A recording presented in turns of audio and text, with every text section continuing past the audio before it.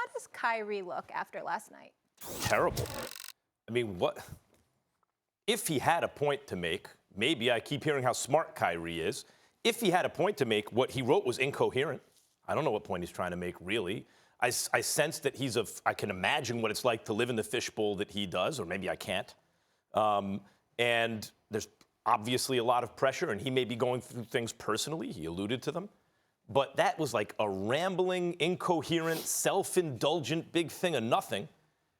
First of all, I don't think, like, obtrusive, I don't think he meant obtrusive. I was kind of figuring out Kyrie, what are you talking about? And also, like, capitalized spelling of words that aren't supposed to be capitalized, and at the end he has this big thing, what was it, like life or something like that, as though it's supposed to be some big point or profound. It was juvenile, it was silly, it was hard to understand. There was nothing interesting in it. If he does have something interesting to say, he didn't say it there, or not, he didn't articulate it well. But beyond that, it's like you're playing yourself. You're showing that this stuff is getting to you, the fans are getting to you, and you're doing it on a night when Kemba Walker gave you the business. Kemba Walker's just balling. 39 points. I mean, Kyrie didn't play, but 39 points in a win. The team is better with Kemba Walker, Stephen A. Kyrie, I don't want to compare him to Antonio Brown. But the reason I bring AB up is because I'm like, AB can't get right. AB has got to hit bottom in a way that he understands before he can really start getting himself right. Kyrie, to me, seems to be in a place where he still doesn't understand whatever it is that's going on with him, what's going on with him, so that he can get right.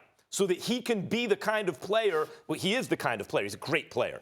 He can be the kind of force in the locker room and on a team that leads to a constructive kind of team chemistry. Because this is the third stop now where you're hearing things.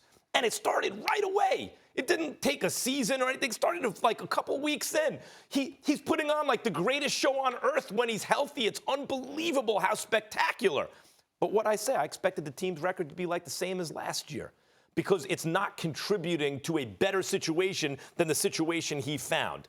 And this look is just a bad look for Kyrie.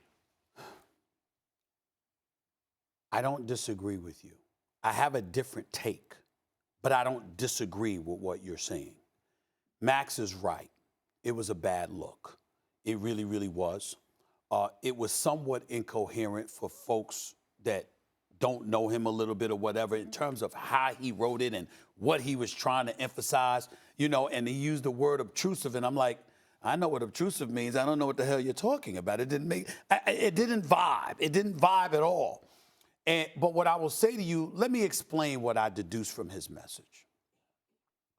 When I read what he wrote on Instagram, here was the bad part about it, and then I'm going to go to, because there's a good part to all of this, believe it or not. But I'm going to go to the bad first. Kyrie Irving just signed for 4 years and $141 million. Mm-hmm. That is an average of over $35 million a year. No, money is not everything, and we all get that. But damn it, it's your job.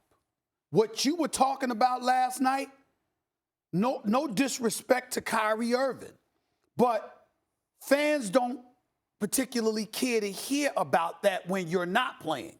Now, if you're playing and you're performing, but there are other things going on, fans will rally behind you because you went out there and you did your job in the throes of all of this internal adversity that's going on. But when you've missed your 7th straight game, even though you're averaging 28, 7, and 5 on the season, when you've missed your 7th straight game, when the team is 500, when the belief is supposed to be that you got that money because they're better with you, and then you're not playing, and on top of it all, you don't show up when your team is going against your former team in front of a crowd you promised you would re-sign with. That's a great point, because a lot of people thought he was ducking a hostile environment.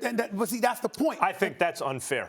And I'm not saying it is. I'm not saying it's fair. I think it's important. What I'm saying is I think it's important that Kyrie Irving and his supporters recognize the fact that the fans in Boston were booing you, A, because you said you wanted to be back, B, when you left, Max remembered. He owned it and said it was my fault. I should have been a better leader. I had a bunch of stuff going on. But it was after you left and signed with Brooklyn that you confessed that you didn't do what you were supposed to do when you played for them. So they do have a license under those circumstances to to boo you and heckle you or whatever, as long as it doesn't cross the line. And I don't think Kyrie sucks or, you know what, where's Kyrie is beyond the pale. That's stuff that happens at sporting events. Just don't go beyond that and it's no problem. The flip side to it is, here's where I think it's a beautiful thing.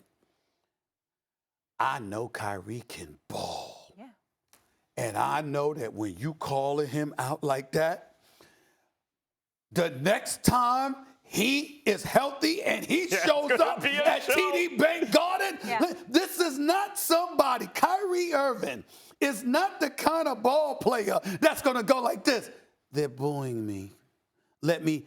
Oh, no, especially with Kemba dropping 39. Kyrie's going to be like this. He might go for 60. He showed you what he showed you. Now let me show you what I can do. So what I'm saying to you, for me, remember, because I always get back to basketball and loving these moments and the competition. And I'm telling you right now, you know how we use the saying from T.O., get your popcorn ready. Let me tell you something right now. If I got time, I don't give a damn where I'm at. I'm going to fly to Boston for that one. Because Kyrie Irving showing up at TD Bank Garden. Oh, my God. Boston, wait until you see Kyrie on that basketball court. Oh, my God. I agree. I think that's a great take. I think Kyrie might go for 60. He might go for 60. And you know what? Kemba might go for 25. But which team is going to win? That's fair. That's my issue with Kyrie. Look, I get that his style of play, to me, I've come to think of him as a type of player who can get you over the top if you have a great team. But maybe it could also mess with the chemistry. But maybe by himself, he's too ball dominant to make the team better. Is his team going to win or lose that game? I feel you on that. That's what I want to know. And I'm saying, just do me one favor for one regular season game. Just ignore it. Because let me tell you something right now. Kemba Walker ain't backing down now. ESPN team, whoever got that game tonight, you air that game. Thanks for watching ESPN on YouTube. For more sports highlights and analysis, be sure to download the ESPN app. And for live streaming sports and premium content, subscribe to ESPN+.